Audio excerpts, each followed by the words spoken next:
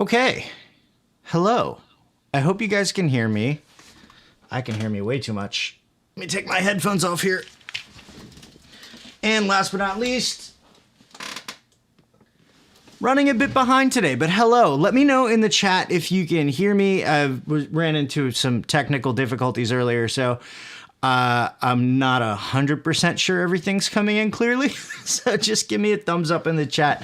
Let me know if you guys can hear me. In the meantime, hello, welcome to Jay Lippman Live. Happy Wednesday. So glad to be back. I missed you guys so very much. It's been a weird couple weeks, but we're slowly getting back to normal, with the exception of the fact that I'm sitting here in sweatpants and gigantic slippers.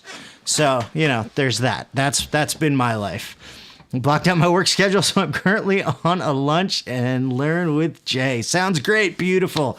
Beautiful, beautiful, beautiful. All right. For those of you who have not been here before, welcome to Jay Lippman Live. My name's Jay. Here on this channel, I love talking about video editing. Mostly DaVinci Resolve. That's kind of what I'm known for, but I just love talking about video editing in general. I love the art of editing. So if at any point in this stream you have any questions about the editing process, feel free to pop them in the chat. I'm here to answer your questions. If you have a question that really needs to be answered, then there's a link in the description that will take you to a form that you can fill out.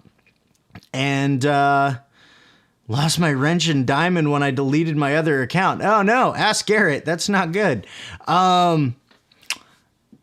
So yeah, there's a link in the description. It'll take you to a form. Ask your question there. I'll be going through that form about halfway through the stream. And then if you have a question that really needs to be answered, or if you just feel like supporting the channel, there is that little super chat button down there. You can go ahead and click that. Questions that come along with super chats do get answered first.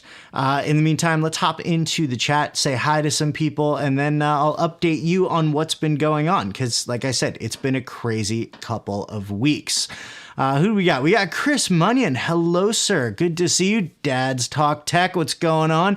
I hope you saw my little transparent text video that I put out. What was that, last week? That was actually, I was asked to do that by Dad's Talk Tech, so I figured I'd throw that together and put that out there. Matthew Dobler, what's going on? Sounds and looks good. Beautiful, beautiful. All right, Zombie Town USA. Hello. I feel like I haven't seen you in forever. CD Films. What's going on? Darren Moston, my friend. Hello. Hi, Jay. I'm on a Zoom class at the same time as this. Wow. Multitasking. Good job. Ask Garrett. Can hear you. Lost my wrench and my diamond when I deleted my other channel. Why'd you delete your other channel, dude? Hello from cold Finland. Hello, hello. What's going on, Ardo? How are you doing? Pankaj Naik, hello. Ari, 2 here joining. Yes, Arian and Kaylin are back in the bedroom, so they are watching me from the bedroom right now. So hi guys. It's we've been quarantining together for the last couple weeks. We're all negative. Thank God. We're all negative, but we had to quarantine because somebody in the household did test positive. So we're, we've been dealing with that. We've been spending most of our time in my room and Kaylin's room together for the last 2 weeks in close quarters. Me coming out to cook food and, work and put stuff out for you guys. But it's been a crazy couple weeks. That's why the live stream was canceled last week, because I was waiting for the washing machine repair guy. But as I was waiting for him, I was informed that somebody in the house was positive for COVID-19. So we ended up canceling the live stream. I had to go pick the kid up, go pick Arian up, and all of that stuff. So sorry about that, but first things first, right? So Soylent for lunch with Jay. What's better than that? Nice. Loved your match edit episode. Thank you so much, Darren. That means so much coming from you. That was a fun video to make. I love making videos like that. My focus peaking isn't on. That's good. And neither are my zebras. That's good. I made that mistake last time. How do you get Sapphire plugins on DaVinci? I'm not sure. I actually don't use the Sapphire plugins. But yeah, we are Yeah, we're back now. We're back, and I don't plan on going anywhere anytime soon. So, let's see. We've got some more chat coming in.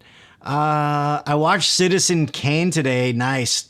Tried to watch out for all the techniques and tricks, but was unfortunately lost in the story. And that's like the best thing. Like, you know, like I said in the beginning of that match cut video, the less people notice the work that you're doing, the better of a job you're doing. Like that's like the golden rule for editing.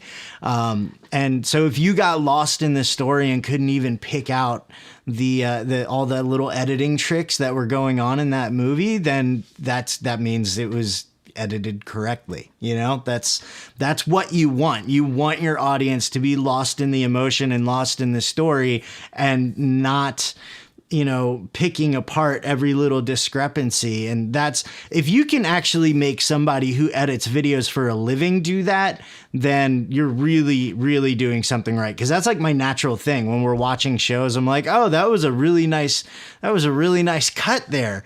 You know, I do that all the time. It's crazy. Let's see here. What else do we got? Us 2J, my daughter tested positive from volleyball and my wife got it. Oh no, 2 weeks of social distancing in our own home. That sucks, dude. Jim Robinson, what's going on? Hello, Jay. Coming late because I was commenting on Darren Moston's new video on vectorscopes. I saw that pop into my feed. I got to go watch that. Let's see here. I watched Citizen Kane because of the match cut video. Nice.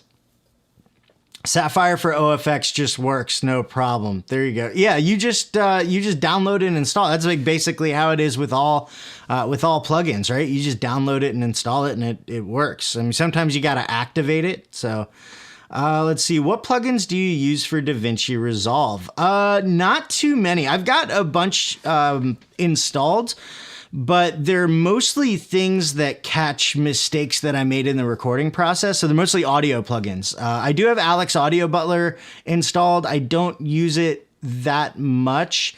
That's kind of my fallback. Like if I'm in a rush, I really need to get this video out now and I still haven't done my audio, then I might throw Alex Audio Butler in there. But I really do enjoy like the manual process of editing audio, unlike some people, but I do love it. So I tend to do that. And then I also use the ones that I do use the most are the Era 5 plugins from Acusonus. They're absolutely fantastic audio cleanup plugins.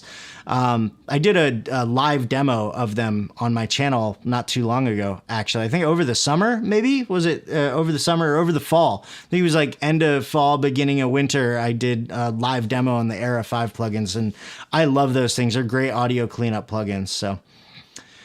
Jay was exposed to the Rona. I was exposed.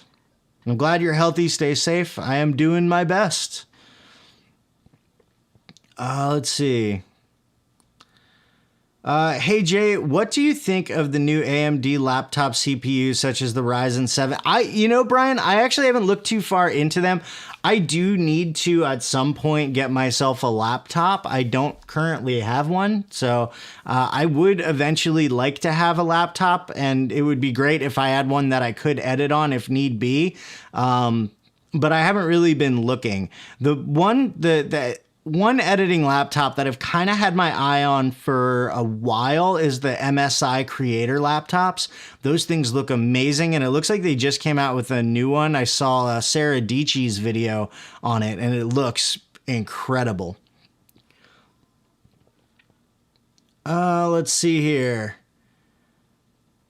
Been trying to get here on a Wednesday. I'm usually swamped, so I miss it. Gotcha.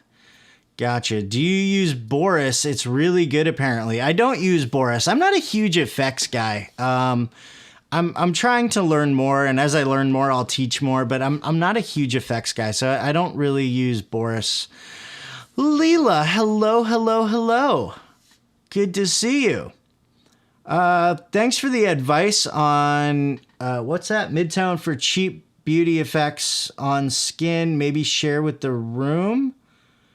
Oh, the midtone details. Yeah, if you don't want to like use a plugin or you don't want to go through the whole using like the face refinement thing, I think this is what you're talking about. A great way to kind of smooth out your skin is once you've qualified your skin, drop the mid-tone details on your skin by like -25, and it won't really take away from the sharpness, but it will smooth out your skin a little bit. It's a little trick that I do when I'm editing my YouTube videos. If I'm doing something like professional for somebody else, I'll probably go through the whole face refinement process, which Darren actually has a really great video on that. So I think he does. That's you, right, Darren? You got a video on face refinement, right?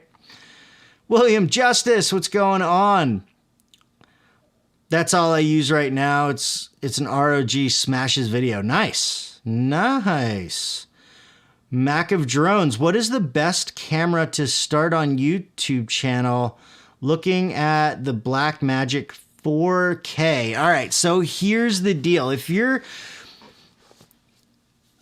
are familiar with using cameras, right? And you're familiar with all the settings and the exposure triangle and all of that stuff, then the Blackmagic 4K and the Blackmagic 6K are great cameras, but they are basically all manual. Like, you're not going to have autofocus, right? You'll have one-touch autofocus, but not continuous autofocus. So if you do a lot of handheld shooting, if the camera is not just stuck on a tripod, then you're going to have to get really good at pulling focus. So for that reason and that reason alone, I wouldn't say first camera. I would not recommend the Pocket Cinema cameras. If you're looking for something for YouTube, first camera. Now, if you've got a budget for something like the Pocket 4K, then you're probably, I don't know, I would say probably the Sony like A6600 is a really, really good option for you. It's got good autofocus. It's small, it's lightweight, it's APS-C. Yeah, I would probably say Sony A6600. I really wouldn't go with Pocket Cinema camera unless like you want all of the manual control. So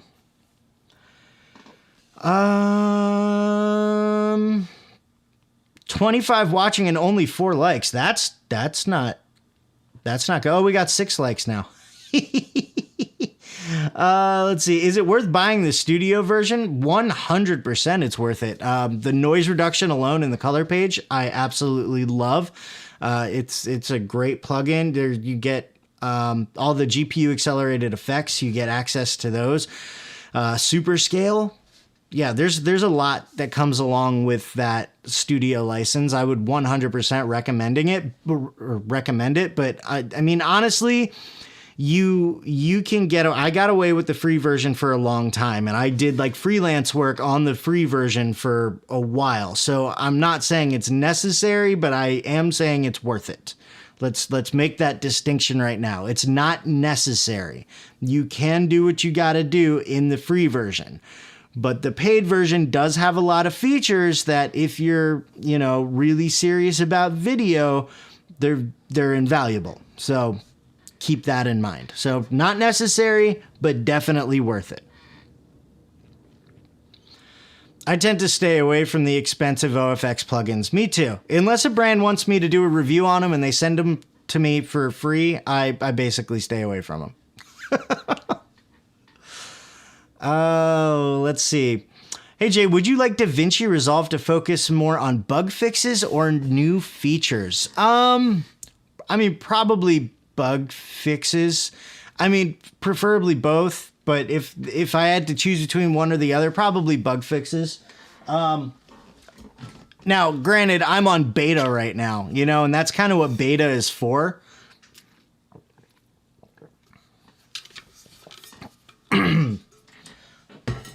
So like with the beta versions, I expect a certain level of bugginess and stuff. Like I do have stability issues with 17 beta, although they just released the newest update yesterday and I haven't edited in DaVinci Resolve since I don't think I've installed the update yet. I downloaded it. I haven't installed it. But like that's what the whole beta system is for, is one, to work on bugs, two, to get feedback from its users. So it can work on the problems that users are finding and develop the features that it has. So I think the best way to go about it, honestly, is to mostly focus on the bug fixes, release new features when like the new version comes out, right? Like DaVinci Resolve 18 should have all the pretty new features. Between now and then, work on bug fixes and stability issues, right? Like, I think that's the smartest way to go about it. A6600 is a great camera. Boom. If you have the budget, the Sony A6600. Yeah, I think... Ooh, A6400 is good too. Yeah. But isn't the autofocus not as good, and doesn't it overheat a little bit more? I would choose A66 over A64. I can't remember.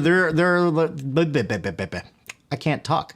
There were a couple of things with the A6400 that I wasn't really a fan of. But yeah, the A6600 seems like a beast. Love the Pocket 4K, been my go-to since it came out. I have the 4K production also. Both great for different reasons. Nice. We use the A6600 for our Michigan studio. Good camera, but I hate the controls, but Keith is used to Sony. That is the one thing that I'm about Sony. Like, honestly, before I got the Pocket 6K, I was considering going Sony when I was like, I really need another camera. Because, like, this was my only camera, this little SL2. It's getting up there in age, and it's my only one. And when you use cameras for a living and you only have one camera, it gets a little nerve-wracking. So...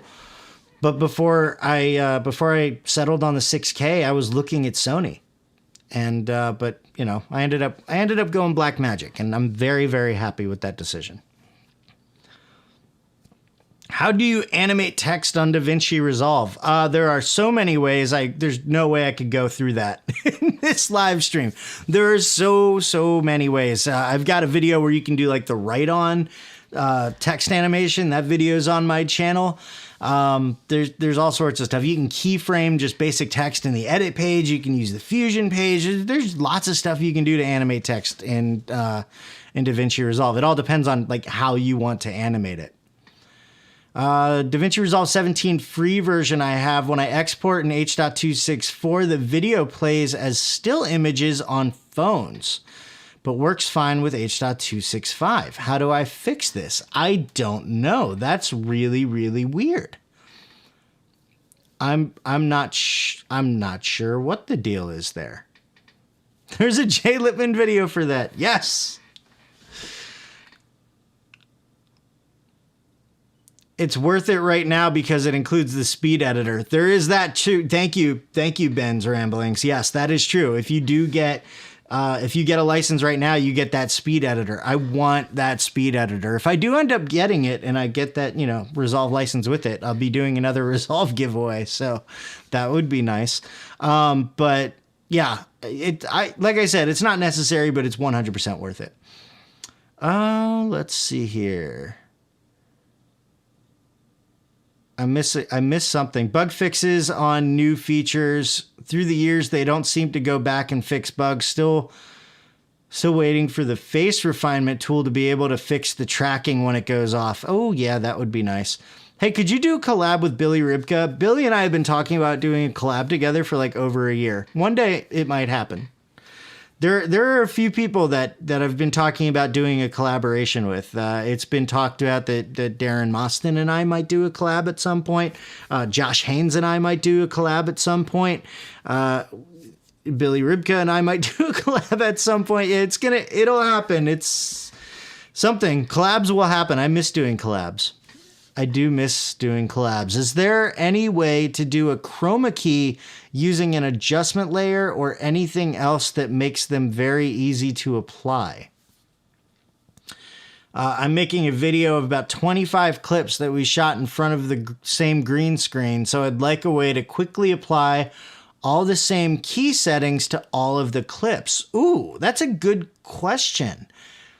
I don't know. I've never tried to do chroma key on an adjustment layer before. I don't know. You might be able to... No, you wouldn't be able to do it in the Fusion page, but you know what? Let's ask our resident colorist, Darren Moston, if he is listening. I know he's in a Zoom call, so if you are listening, Darren, because you can do chroma key in the color page and the fusion page. So, but I don't know if chroma keying works. I think it does in an adjustment clip. There are certain things that don't work on an adjustment clip, but I think maybe if you put all of your clips on a timeline, you run an adjustment clip, I think that will work, but you'll have to do it in the, in the color page and not in the fusion page. I have a video about how to do green screen in the color page on my channel. So, but I do believe that would work. In theory, it should work. A6300 had the most overheating. A6600 versus A6400 has a larger grip that gives you better battery life and better feeling grip. Yes, there you go. New Sony A1 looks a beast. Yes, and I know that Gerald Undone is testing it right now as we speak. So I cannot wait for that video to come out. I want to see what that thing can do. Jason Lorette, what's going on, dude? Is there a fast way to grab a still from frames? I usually go into the color page and grab still, then right click on grab. That's the way to do it. That is the way to do it. You got to go in the color page, right click on the image, hit grab still. Yeah, that's the best way to do it. That's the only way to do it that I know of, actually. Just got my speed editor. It's awesome. I want one. Lots of talking. Go do it, Jay. Jay's way behind on his collaborations. I am. I contacted Blackmagic and they basically told me I'm living on their mercy and told me to buzz off unless I buy the studio version. The 264 bug came after the big Mac update. Ooh, it might be a Mac issue then. I don't know, but yeah, that's true. You don't get that tech support unless you have the studio version. So that's yet another reason why it's worth it to get the studio version. If you have the free version, you're gonna have to rely on the forums and hopefully somebody there can fix it. But yeah, if you have studio, you could contact them and there you go. But it sounds like if it wasn't happening before the Mac update, but it's happening after the Mac update, it probably has something to do with that Mac update. Just, sequential reasoning. Do the key one clip and copy it. Or yeah, you could do that. Is this phone a friend paging Darren Moston? Yeah, he's the guy. He's the guy that I ask when I'm like, I don't know the answer. Darren, help. Happy to re-chat on the collab. Yes. Let's see. Where are we? Do it at the color page and copy the grade to all other clips before you color. Yeah, that could work. That could work. Boom. There's the thought. There's a thought about the green screen. What you can do is, you could use your node to do your green screen.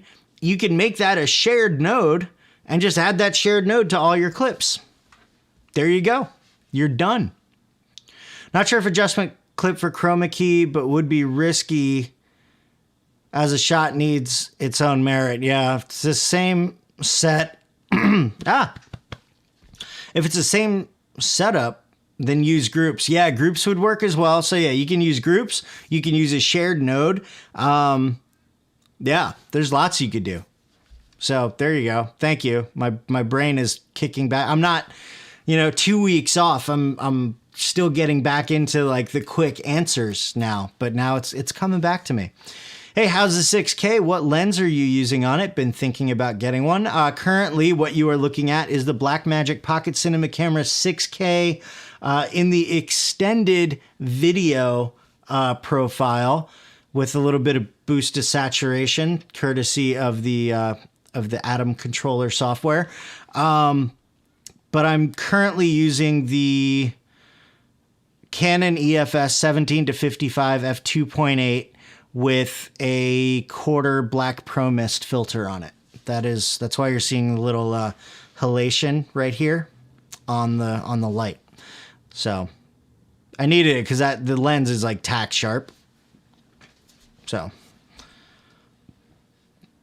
But yes, I'm loving the 6K. It's absolutely amazing. No complaints. Continuous autofocus would be nice, but you know, I'm getting really good at pulling manual focus actually, so it's not that big of a deal anymore. Ask Garrett, Jay being a boss. What's going on now? Like always. Well, thank you. Tell me more, please. How do I copy the grade to the other clips? What I would do is if you right click, so do your, if it's the same exact set and the lighting is the same in every single video or in every single clip, then what I would actually do probably is once you do your chroma key on the first clip, you can right click on that node and click save as shared node. And then when you go to your next clip, you can right click, add node, and then there's a little area where your shared nodes are, and you can just click on that shared node and it'll pop up. So that's how you would do that. I think that's the best way. Jay, great videos, by the way. Thank you so much, Anbo Video Pro. In DaVinci Resolve 17, there is now a new feature to do chroma key in the edit page, so perhaps it will be possible to apply it to adjustment clip and spread it across multiple clips. I will try. Oh, that's right. You can do chroma key in the edit page now. I should do a video on that. I use your editing in my YouTube videos. Thank you so much. No problem. Thank you. Let's see here. If I had a choice and fun, would you buy a top-end DSLR like new Sony A1 or invest in a professional camcorder that can shoot 4K? If I had the choice and the funds, I would probably go with DSLR mirrorless. So something like this Sony A1. Although I haven't seen how it performs, but you know, I've been watching the updates from Gerald as he kind of live tweets his stuff. And he was able to shoot 2 hours of 8K video on that thing. So there you go. There will be a Jay Lippman video on that. Yes. Josh Haynes just here to ask what you would do for a Klondike bar. At the moment, quite a bit. I'm definitely feeling the need for ice cream right now. Are you still using your Canon? Yes, Leela, I am. I wasn't for a while, except to shoot like quick photos. It's become my photo camera for the most part. But in videos where I don't have to use my monitor to like do tutorials and stuff, I've been experimenting with using it as a B cam, so I can have like multiple angles in my shots because I'm trying to be fancy and stuff. But yeah, I'm still using the Canon. That's why it's sitting there, actually. I was experimenting with different camera angles. The last video I put out, I was not happy with the angle. So I've got some suggestions, and we're going to be doing some new angles pretty soon. I'm like jumping all around the chat here, so I know I'm missing stuff, and I apologize. It's almost time for the forum, which I still haven't opened. Jay, I would like to thank you so much for helping me with editing for my YouTube channel. It really helped me keep up the good work. Thank you so much. What is it? Discar Boss. Thank you so much. Jay applies the transitive property. I don't even know what that means, dude. But yeah, the vaping heat, I would definitely go DSLR, I think, or mirrorless. Hey, Tech Examines here. What's going on? Hey, it's the guy who didn't become a corona casualty. Yes, I escaped. Let's see. My choice of camera would be the Canon C70. You know?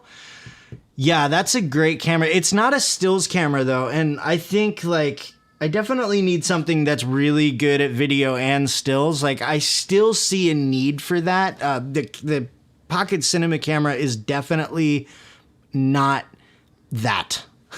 It does have a stills function, but but it's not a stills camera. So, hey Jay, will your next laptop be 15-inch or 17-inch? Probably 15 because I can fit a 15 in most camera bags. 17-inch, not so much. 17 is just big. It's like at 17 inches, is it even portable anymore? Like the last laptop I had, which Arian has now, is I think it's a 15-inch, but it weighs like 8 pounds, so it's not really portable. As far as I'm concerned, like I can't throw it in my camera bag and go on a trip with it. I could pack it in my suitcase maybe and bring it with me, but it's not like a throw in your bag and take on a quick outing and then dump your footage at a camera shop type of laptop. So I'd probably go 15-inch because it's like that perfect balance of real estate and portability. If you can't figure it out, catch me at the DaVinci Resolve community server. Yes, I reinstalled Discord on my phone because I suck at Discord, and I'm part of like a few groups that I'd like to keep track of. So Discord is now reinstalled on my phone. God help me. Now you can be free to come and freeze your ass off watching the Super Bowl on my back patio.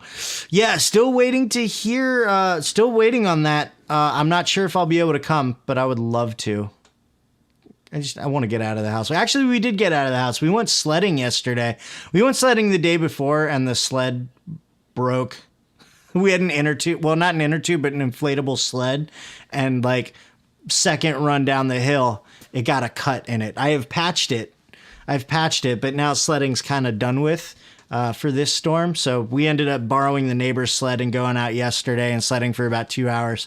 It was a lot of fun. We didn't get really any snow last year, so it's been about 2 years since I've gone sledding. Oh, let's see here. HDMI capture card versus USB. Which is best to do screen recording with you in it? I think it depends on the camera, but my general rule of thumb is the less adapters you have, the cleaner the connection's gonna be, right? So I would almost always choose direct to camera over going through a capture card because it's less connections. There's less points of contact that can possibly go wrong. Yeah, so that's my opinion on that. I don't know if that's technically correct. Quality wise, I don't know. I've never used a capture card. Before I used the SL2 as my webcam, before I used the Pocket Cinema camera as a webcam, I was using the SL2, and that was direct USB into the computer.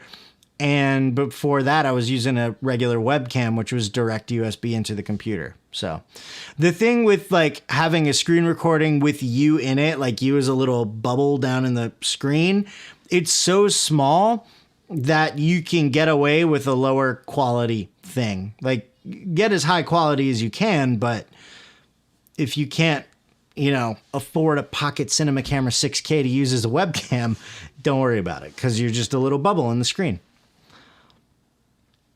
I feel like I just saw, there she is, Arian J. Sure you can build those muscles. What muscles? I've already forgotten what oh yeah, transporting the 8-pound laptop. As you get older and your vision diminishes, 17 inches is better. True. I'm lucky to still have 20/20 vision. Not many people in my family can say that, actually. I think my baby brother's the only other one. So, 37 with 20/20 vision. I'm excited about that. With 17, can you steal the color space of a video any easier? If I wanted to steal the color space of, say, several videos, would I be able to do that in 17 and make a LUT out of that? I haven't tried that in 17, but I know in previous versions that didn't work too well. So, wouldn't a 17-inch laptop give better real estate for DaVinci Resolve? Yeah, it absolutely would.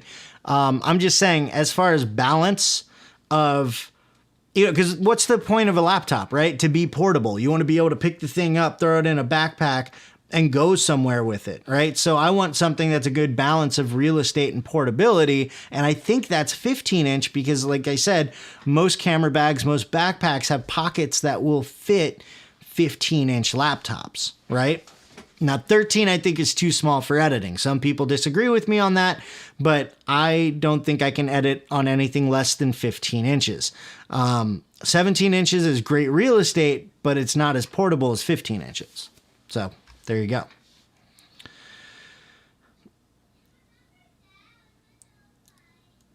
Wouldn't a 17... Oh, saw that. After I set my in and out points, I mapped a button on my mouse that inserts the clip into my timeline. Time saver. Yeah, that's a good one. I like that shortcut. That's a good one to have. My favorite one actually came courtesy of Darren Mostyn, mapping the tab button in the color page to label your nodes. That was just like total game changer for me. I don't know why it never occurred to me before, but yeah. That's my favorite shortcut of all of them.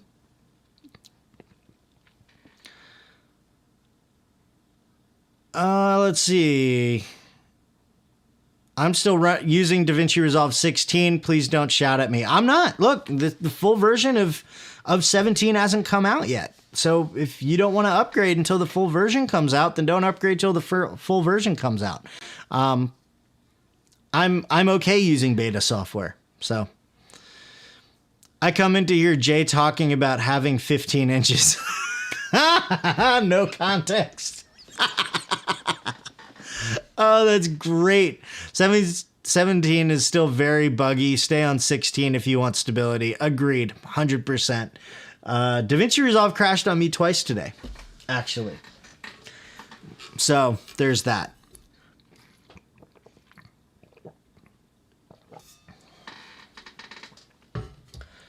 Yeah, it's still very, very buggy. Most of the tools work fine on my end, at least.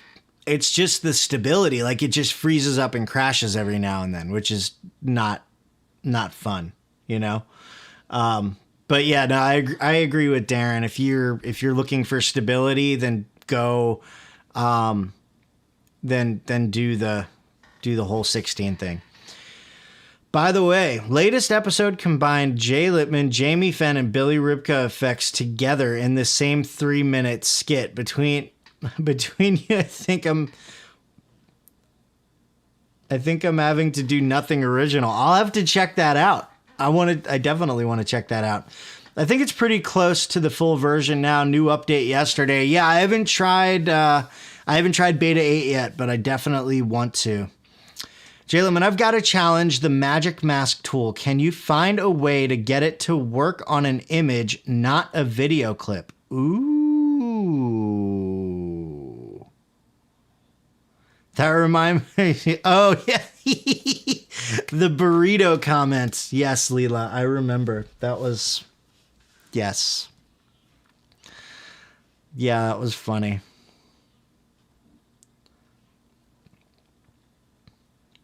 Wait, hold on. Color with a U has issues with color management that are big. Wait, what? Has issues with color management that are big deal. What are the issues with color management?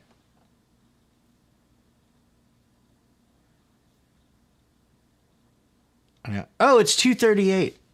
All right, let me open up this form real quick, see if anybody asked any questions. Because I know I missed some in the chat. Sorry, I'm a little rusty.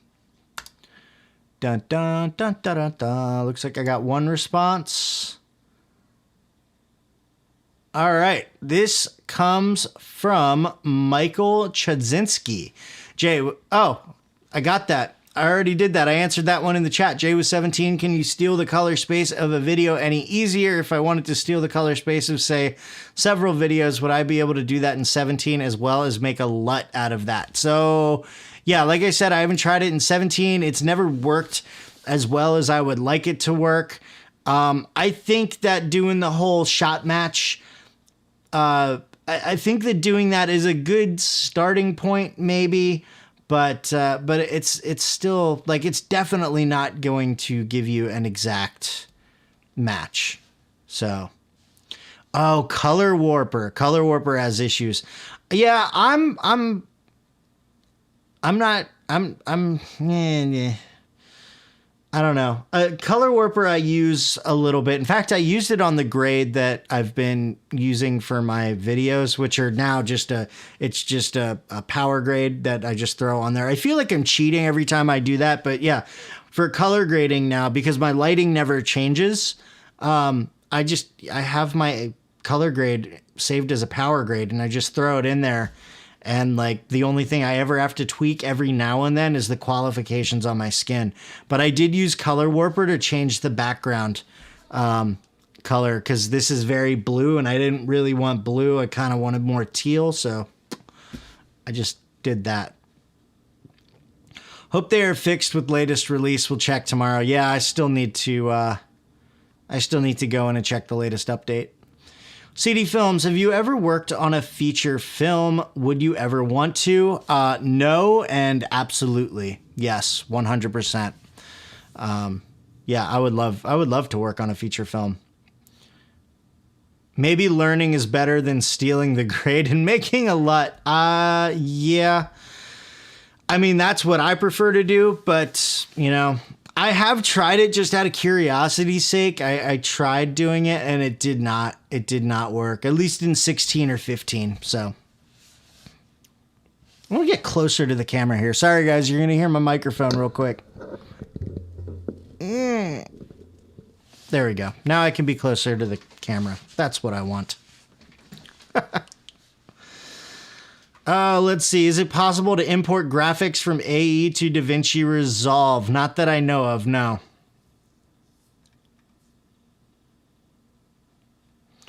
What am I missing? So, while I'm waiting for more things to pop up in the chat, let me give you a little rundown of what's coming up. Actually, I have no idea what's coming on Monday. I still haven't figured out what I'm going to film for Monday's video. I should probably figure that out. But this Friday... This Friday, I've got a video coming out that gives you like, what is it? What video did I literally just export last night? I'll let you know if the Warper issue gets fixed. Yes, please. Yes, more J. Yay. Do you still get up at like 4? I haven't during this little 2-week quarantine. I've been getting up at 6:30. But I will be once we get back to the whole needing to take the kid to daycare and Arian to work and all that stuff. Yes, the 4 o'clock wake ups will still happen. Yeah, so this Friday I got a video coming out that's literally a 5-step color grade. If you guys saw my like step-by-step workflow video when I showed you like my step-by-step color grade that I do for basically everything, that's like a, I don't know, what is that, like a 15-step process? Well, I've kind of got a 5-step process that I want to show you guys. That's more of a one beginner-friendly color grading tutorial, and also a like, oh crap, I got to get this video out and I don't want it to look like log footage, so let's just throw something on there real quick. It's one of those grades. And so I've got a video on that coming out on Friday, and I do 3 different looks with that same 5-step process in that video. And I turned all 3 of those looks into LUTs, and I created a DPX of the empty nodes. And I'm making all of those available for my channel members. So as soon as that video gets released, anybody who's a channel member will have access to all 3 of those LUTs and that DPX file. And what you can do with that DPX file is bring it into DaVinci Resolve, save it as have it as a power grade. And then that way, if you want to use that grade, you can just throw it in there and all of the nodes are there and they're labeled so you know exactly what to do in each node. So I'm going to start doing that a little bit more, like when I do color grading tutorials. If I'm creating a specific look, I'm going to turn that look into a LUT and give that to my channel members. And then and that way, like, you have the LUT, and if you're not a DaVinci Resolve user, you still get something out of the video. But I'm also going to create a power grade, and I'm going to export it as a DPX, and that way the Resolve users can use that and still have access to all the individual nodes and be able to make the individual corrections. So the first version of that is coming out on Friday, which I'm super, super excited about.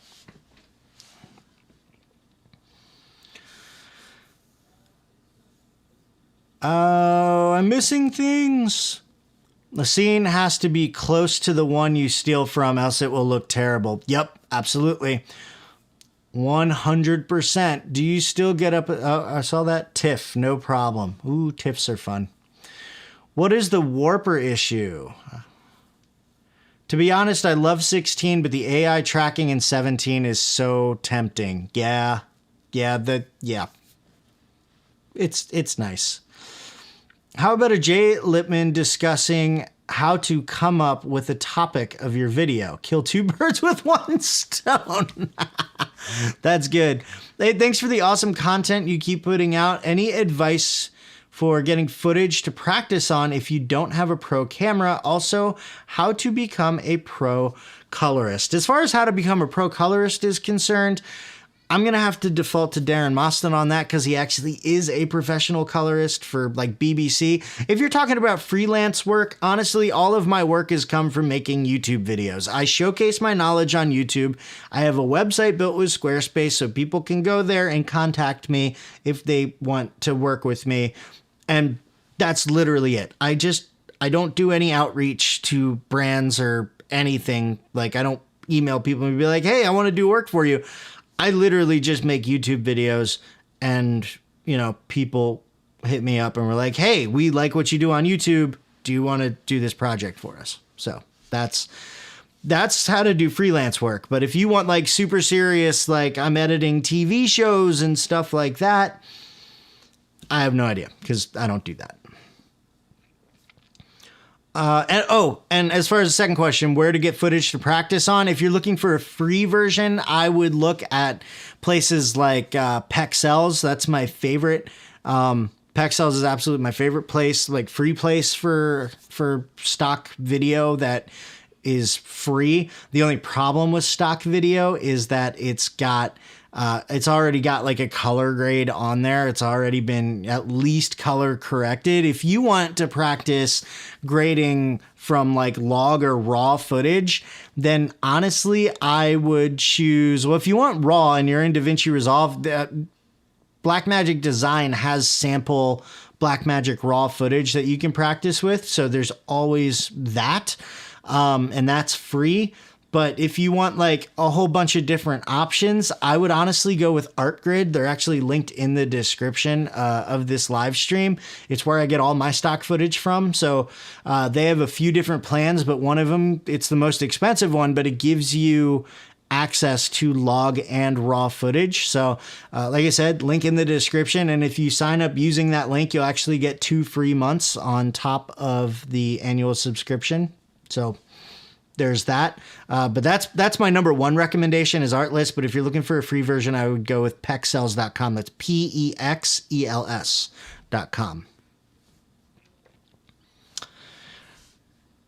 Jay Lippman, got an idea for a collab? DM me. Will do.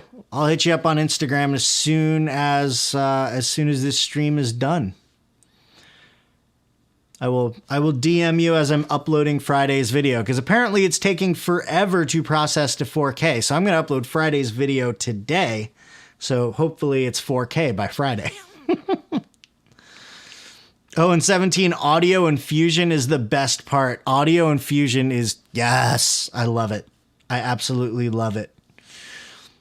Jay Lippman, for a video, how about dealing with variable frame rates and audio syncs with an iPhone? Unfortunately, I'm not 100% sure I can help with that. I don't think DaVinci Resolve can help with that. Honestly, they can work with variable frame rate, but like if you're, actually, you know what? Hit me up on Twitter because I got a few more questions for you. And I don't want to hijack the chat. But there is another question that I want to ask you. I'll ask you now, DM me later with the answer, which is, does the audio desync also happen like when you're just playing the video, or is it only when you put it into video editing software? So that's what I want to know.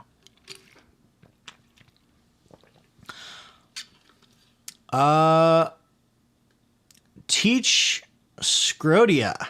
Hello. Welcome to the stream.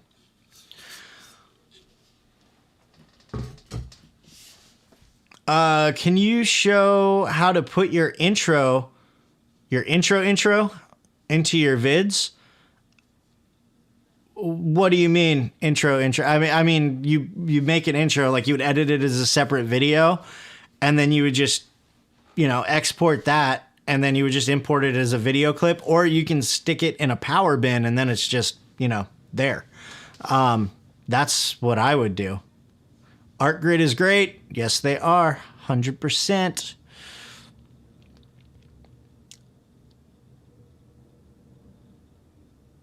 Just sneaking in while on a night shift. Frank talking, what's going on?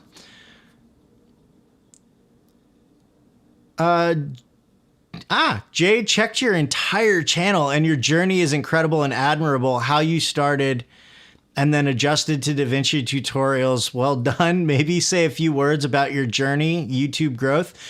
Yeah, I mean, it's not... I feel like I've told this story a lot of times, so people who are regulars on the stream, I apologize. But basically, here's what happened. I jumped onto YouTube to try and build a life coaching business. I bought my first real camera that I was going to use for making videos. It was this one, Canon SL2. I made a vlog style video, my very first vlog style video. It's still on my channel. It's called Why I'm So Happy. And my brain just exploded, and I was just like, I just want to make videos. That's literally all I want to do. It kind of reignited this whole creative side of me that I had kind of let go of recently. So I wanted to learn as much as I could about creating videos, and I fell in love with the editing process all the while. I decided I wasn't going to do the whole life coaching thing anymore, and I just started vlogging, which is a horrible way to grow a channel unless you got an amazing, amazing personality that people just latch onto. Excuse me. And then I was using Premiere Pro. I got tired of Premiere Pro. I tried out DaVinci Resolve. I made a video about switching from Premiere to Resolve. That video blew up.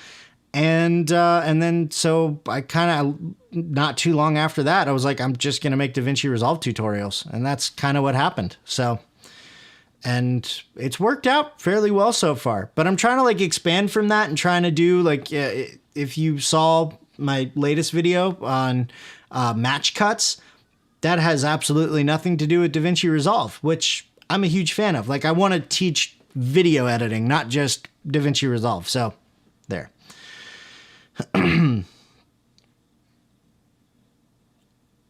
Let's see here.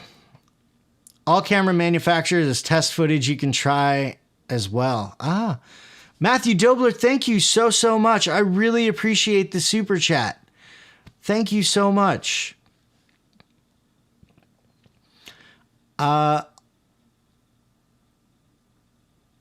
Let's see. Yeah, all wow, I can't read today. Camera manufacturers have test footage you can try for free as well. Yes, Arian Red do. That's true.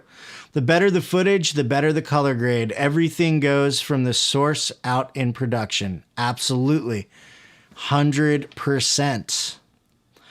If I spend 10 years focusing on one particular part of filmmaking, do you think it will be worth it? How long have you focused on editing? Not 10 years, I'll tell you that much. How long have I focused on editing? I've been focusing on editing. I'd have to go back and look. But I remember there was a point where I realized, okay, every time I make an editing video, people listen. And every time I make a video about filming stuff, nobody listens. But as far as freelancing stuff, I've been focused on that basically since the beginning. And it was mostly, honestly, a logistical decision. I was like, I got the kid at home. I can't really do a lot of traveling for work. I need to kind of be centered around here, and I knew editing would definitely give me that. So, but it's been two years that I've really focused on editing. What exactly is a life coach? Ooh, good question, Mr. Miles. Kind of like a mentor. It's a little bit more complicated than that, but it's kind of like a mentor, somebody to help you get your life in order. Yeah, but I just viewed the video and the 4K option is already there, but it says it's still processing HD in my studio. Super weird, but I wouldn't worry too much. Yeah, I still like uploading early anyway, just in case. I always upload at least 24 hours ahead of when it's going to be published. That way I got time to like make changes. Although it kind of backfired on me last week, didn't it? That match cut video is supposed to come out on Monday, and it came out on Sunday instead. I hit the wrong button, I think. What is the best editing software for gaming videos? None in particular. Mr. Miles, thank you so much for putting up with me all this time. Tish, hello. Am I fashionably late? Yes. Yeah, just bit. It's okay though. It's good to see you. 10, 7, whoops, minute warning. Oh man, should I keep going? I don't know. I haven't seen Arian like reject the 10-minute warning, so I don't know. She may actually want me to get off the stream. I have 6 videos in the can, so I have 6 weeks to do the next project. Oh, that's awesome. That's awesome. I'm afraid you're just late. Yeah, probably. Let's see. Be nice and confident. You probably know more than you think. I still get nervous with big directors and then always realize I know my stuff and we are all human. Yeah. Yes, that is true. I never think I know as much as I do. Like it always makes me super, super nervous. I gotta go. Great stream, Jay. Thank you so much, Leela. It was good to see you on here. Wish I had videos in the can chasing my tail big time. Me too. I would love to get at least like 2 weeks ahead. It just seems like that's not in the cards for me. Things keep happening that I just can't. I can't seem to get it done. I can't seem to like just batch record videos for some reason. I have a glitch in my MP3 song. How can I fix it? It's like a high, I'm gonna assume that says high noise. I don't know. You can try and isolate the frequency in Adobe Audition and maybe get rid of it that way, but I don't know. I'd have to listen to it.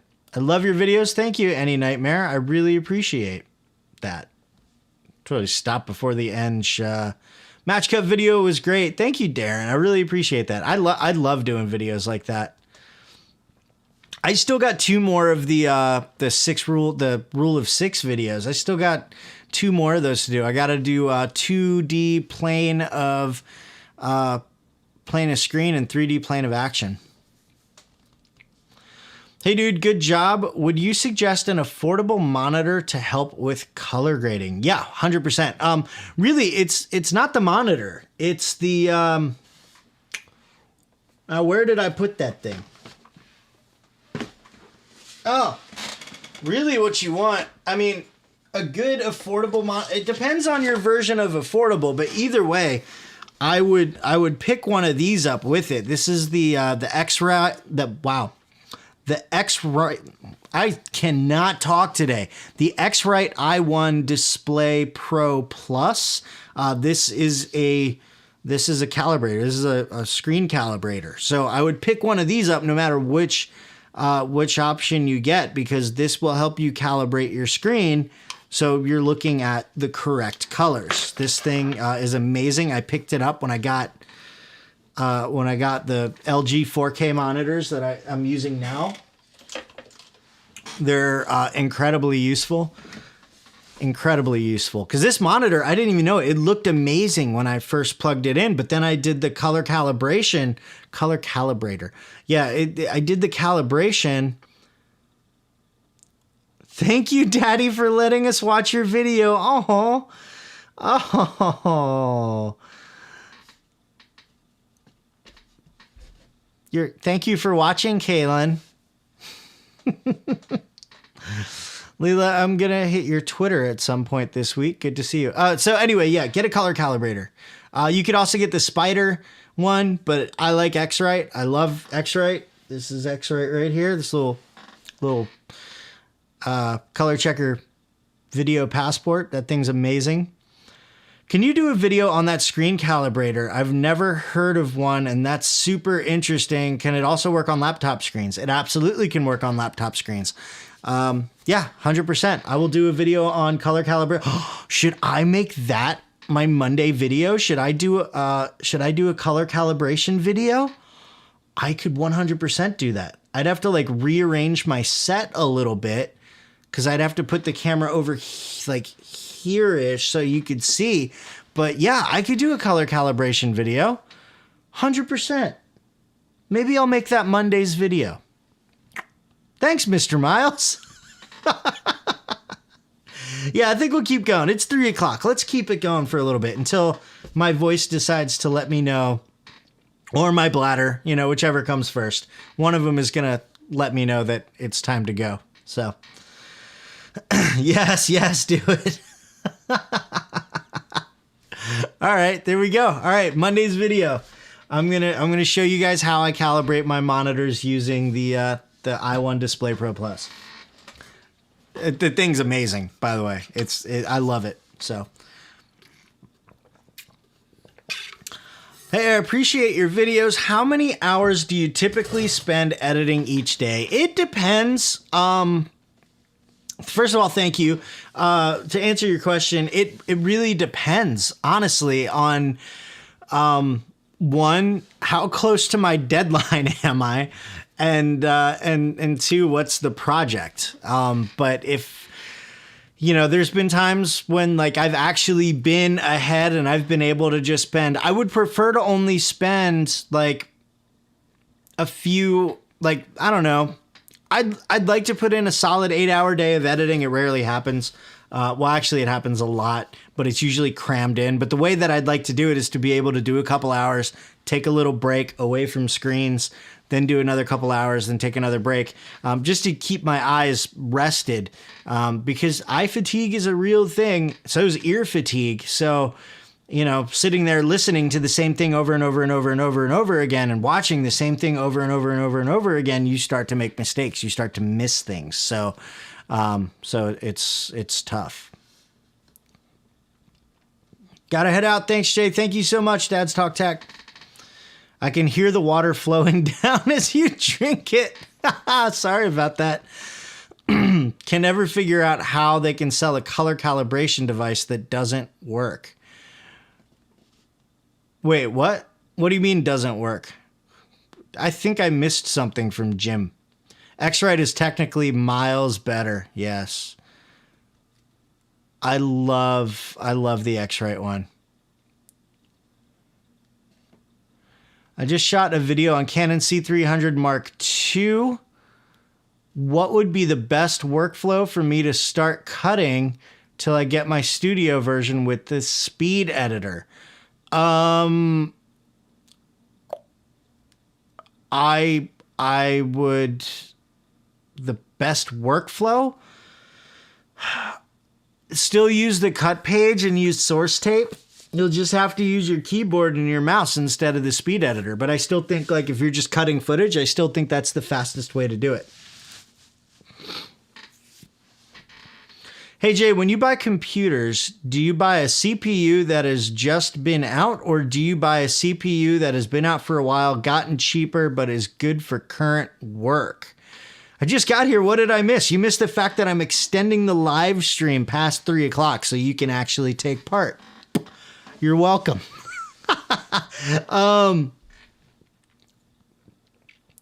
So what was I saying? Oh, there was a question. I don't. I don't. When I went through Puget Systems to get my PC, So I go off their recommendation because they do all the benchmark tests and they do all that, and they know their stuff. So I use Puget Systems. These guys right here, they built my PC. I default to what they think is best. The only thing that I actually changed when I did my consult with them and we were going over my needs was I specifically said that I wanted Thunderbolt 3. Because originally my build was going to go with, it was going to be a Ryzen build, but I was like, well, I have this, I think I was talking about my peripherals. I was talking about all the stuff that I plug into the computer, and I mentioned my 10 terabyte G drive that I used for archival, and it connects via Thunderbolt 3. And he goes, oh, well, if you have Thunderbolt 3, let's stick with Intel, because apparently Thunderbolt 3 is an Intel technology. See, I didn't know this. This is why I don't build my own PCs. And there is basically no good substitute from AMD. So there you go. So that is my answer. My answer is I basically I get what Puget tells me to get. No, they're seriously awesome though. I've done a few videos with them about the PC that I have, and then they've been sponsoring videos on my channel for a little bit. So they're an incredible company. So, but that little thing was not because they're sponsored. Like, they really are an absolutely incredible company. So, I can't open the files till I have Studio. What?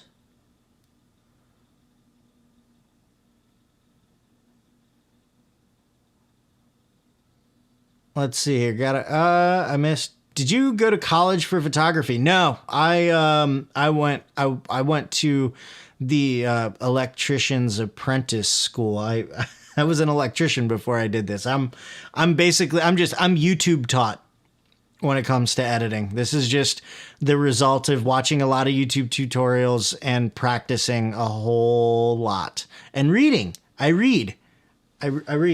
See, I got a book. I read. Got another book coming soon. It's finally out. Daryl Eves' new book, The YouTube Formula. That's coming. So I'm excited about that. I'm thinking of getting an M1 Air for video editing. Would that work in your opinion, or should I shell out the cash for a MacBook Pro? For editing, you know what? Josh Haynes did a video on the M1. And I think he did it on the Air. I'm not 100% sure, but from what I hear, the Air is still pretty good. But I think if you're going to be doing heavy duty stuff, I would definitely get the MacBook Pro. Oh, wait, Joshua, I can't open the files till I have Studio. Oh, they're MXFs. Yep, that would be a problem. So, I mean, if you want to keep the MXFs, not really. The only other thing you can do is throw it into like Handbrake and transcode it into something that that the free version of Resolve would accept. It's really the only thing I can think of. Any tips on syncing videos easier? Yeah, use SyncBin in the cut page. Just did a whole video on it. It's fantastic. That is my and also, like, a lot of that comes from the source too. So what you want to do if you're recording two sources at the same time, you hit record on both and then you clap 3 times.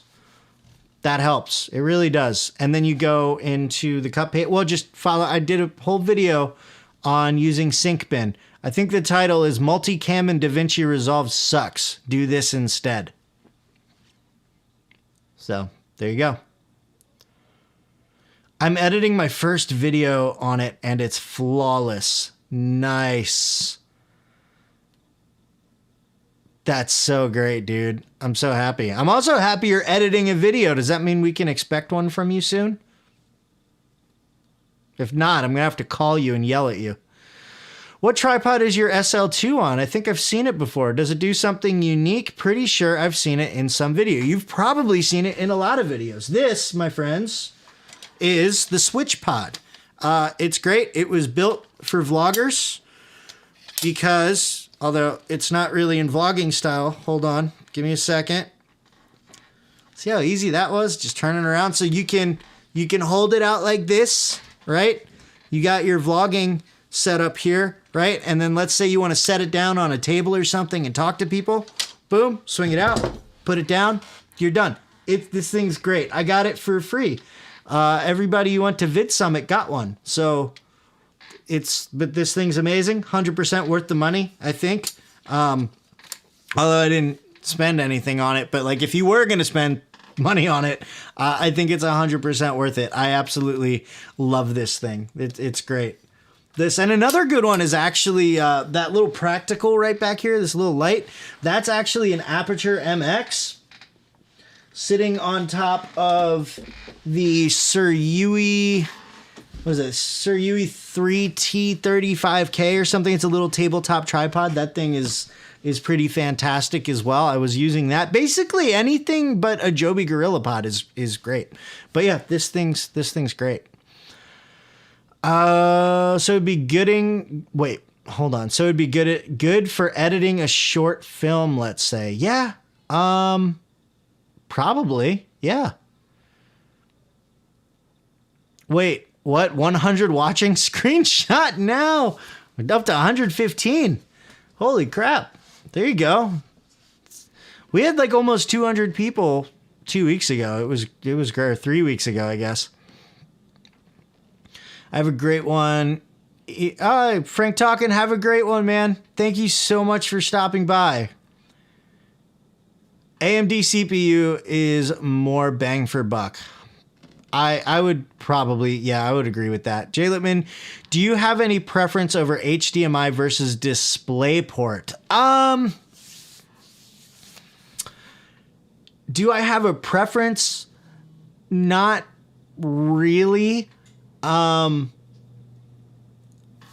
use DisplayPort on both my monitors, but HDMI has worked fine. So I don't really have, I've heard that DisplayPort is better and it'll give you like better quality. I don't know, honestly. So no, I don't have a preference, but somebody suggested to me to hook up using DisplayPort. So that's what I do. And I have like, I think this PC has, I could hook up to 5 monitors if I wanted to onto my PC. So, cause I've got like 3 display ports and 2 HDMIs, I think. So the sync bin that you explained with cut works in the edit page. Well, you have to do it in the edit page and then you would cut your footage up and like throw it into a timeline, and then you would get, so basically my workflow is this. I bring in my footage, I go into the cut page, I do sync bin between my 2 or 3 different camera angles, and then I cut all that stuff up and I just have it in a basic timeline in the cut page, and then I switch over to the edit page, and that's where I refine my timeline and I make everything really go the way that I want. I delete any camera angles that I don't need. I delete any audio that I don't need. But as far as a rough cut, syncing the footage and putting it like in general where it needs to go, cut page is 100% worth it, I think. The only other way to do that, I mean, really, yeah, that's really the best way, because the problem with syncing it in multicam is just that the whole multicam scenario in DaVinci Resolve is horrible. And if you sync using audio in your timeline in the edit page, if you accidentally move one of your clips, then your whole sync is off. So there's just way too much that can go wrong. I think that sync bin really is the best way to do multicam in DaVinci Resolve. It's free and 100% worth the money. Jay Lippman 2021. I have 2 of the Switch pods. You do? Where did you get your second one from? Like somebody just gave you their bag or something like that. I can't remember.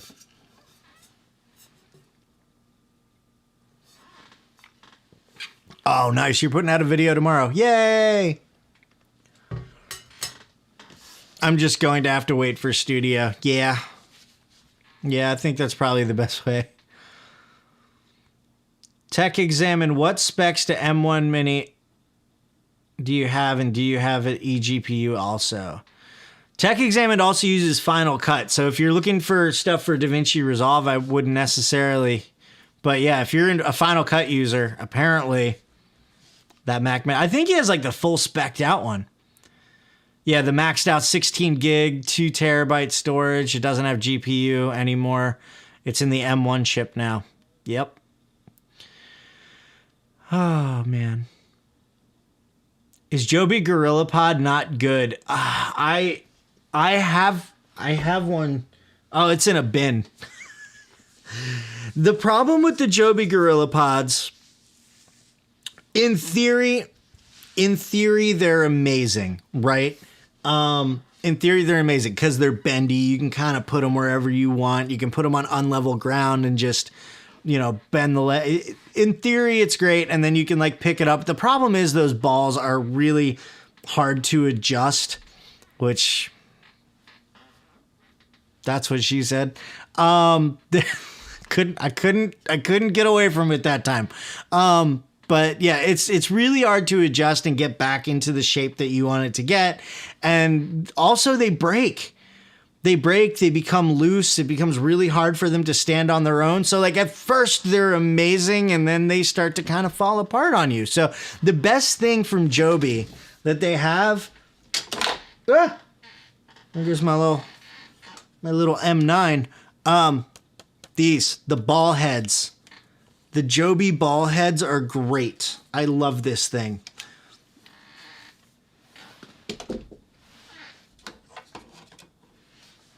Yeah, so the Joby ball heads are great, but the GorillaPods, I do not like them. I do not like them, Sam I am. Rich, Mr. Deadman, what's going on? Hello. Tentacle Gem sync works the best for low-cost syncing. Ooh, I may have to try them out. By the way, a video about your workstation is another great idea. I have one. It just came out.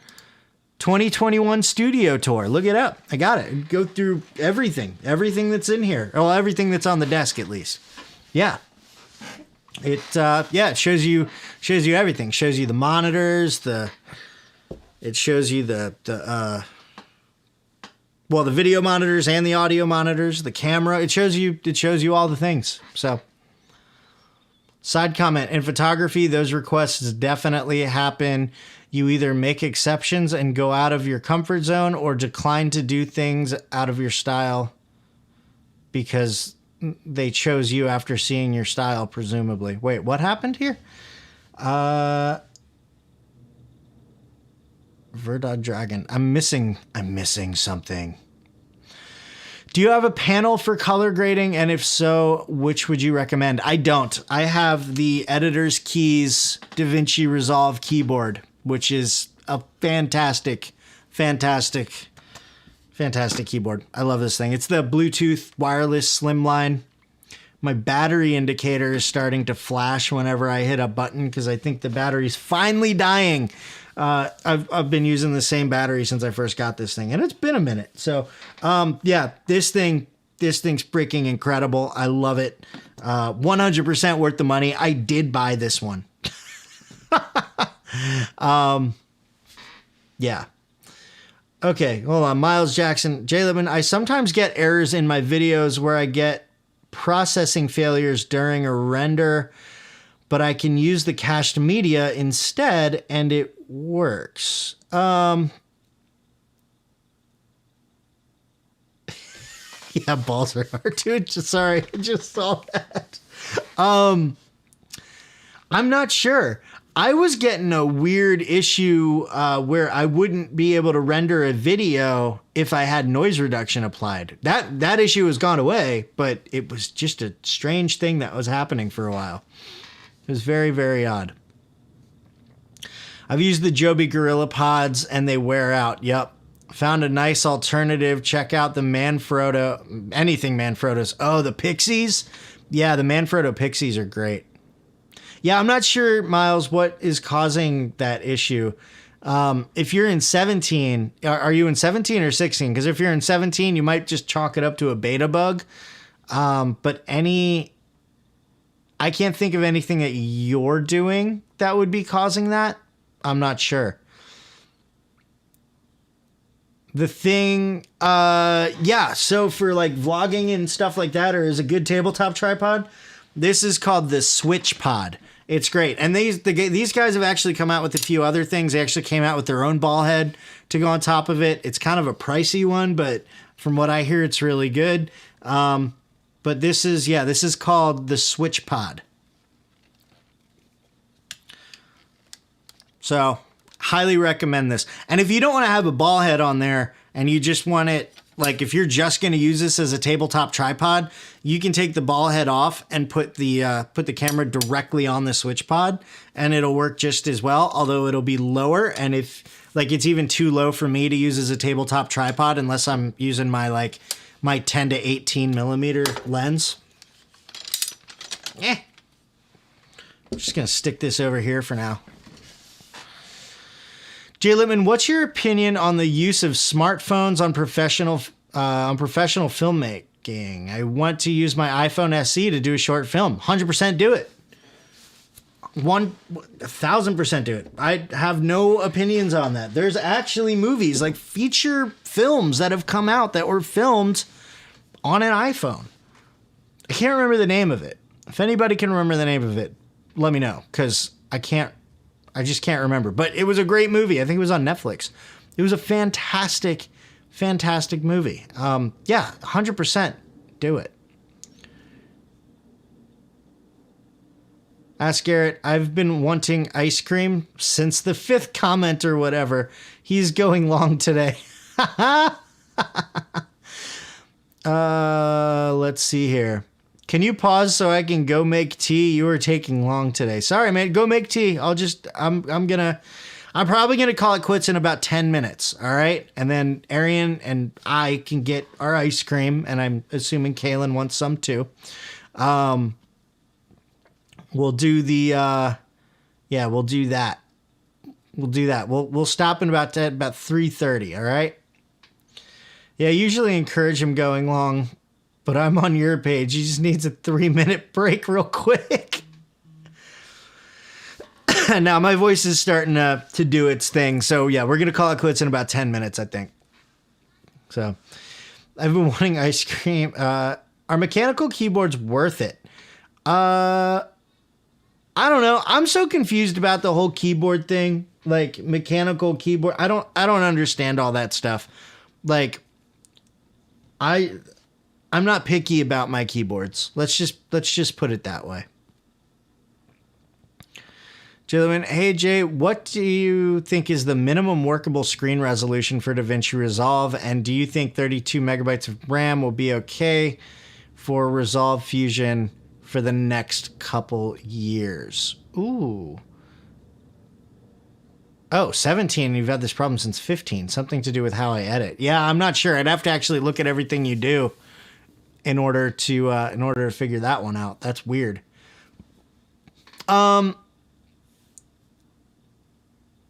I'm assuming you mean 32 gigabytes of RAM, Brian, instead of 32 megabytes.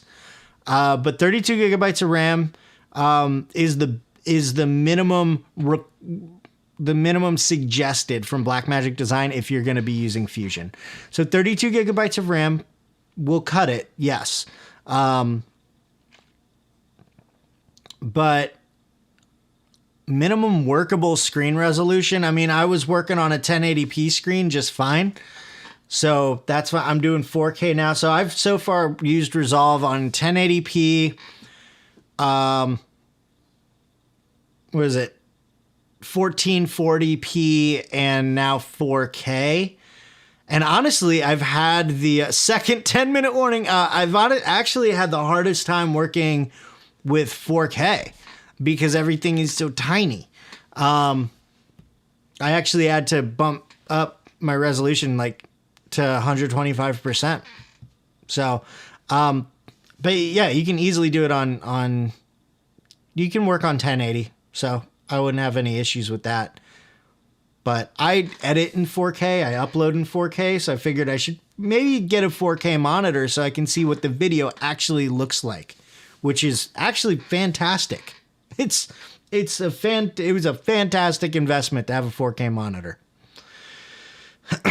Yes, mechanical keyboards are worth it. Okay, that's great. I don't know what a mechanical keyboard is.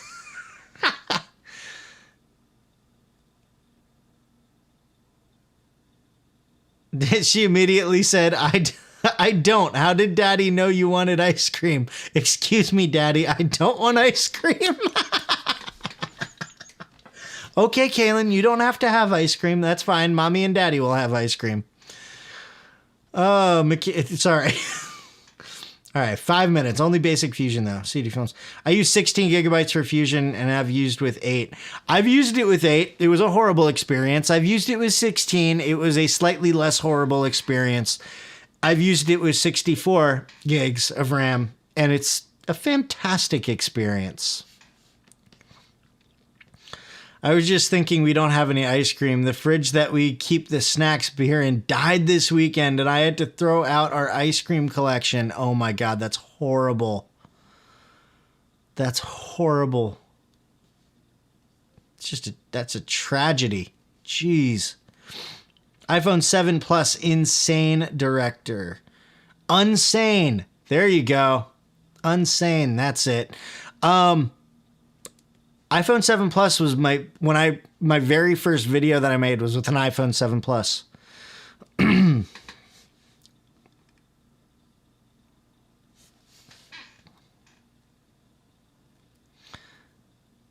See.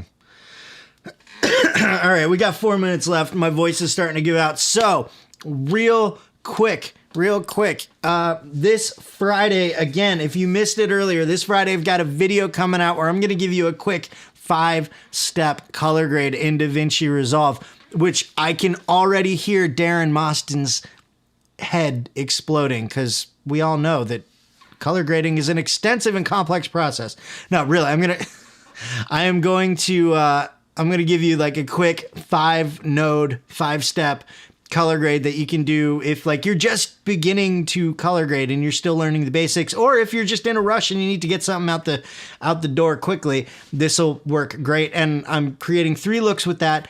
So this coming Friday, not only will you have a new video, but channel members will have 3 brand new LUTs, and you DaVinci Resolve users will have the node tree created for you, so you know exactly the step-by-step process to use. That's coming out on Friday. Very excited about that. In the meantime, thank you guys so much.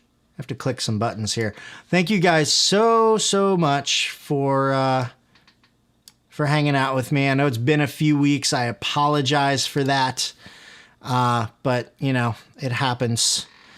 It happens. Last few weeks have been insane, but we're back. I don't plan on going anywhere anytime soon. So thank you for continuing to make Wednesdays my favorite day of the week. You guys are amazing. Absolutely amazing. Hey, got a new question. I got 3 minutes. I can answer another question, right?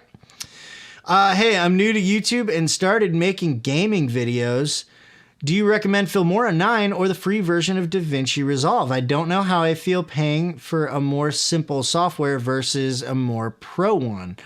Well, best I can suggest is try them both, see which one you like better, also see which one runs better on your computer. You can do gaming videos with either. So there you go. Oh, Woodcraft by Jonas, thank you so much. I really appreciate that. Thank you so much for the super chat. Thank you. Please, last question. God, when using an overlay of 1920 by 1080 on 1440 by 1080 footage, how do I prevent the overlay to stop on the sides? What? I don't understand that. Tell you what, DM me on Twitter or Instagram and we'll talk about it. All right.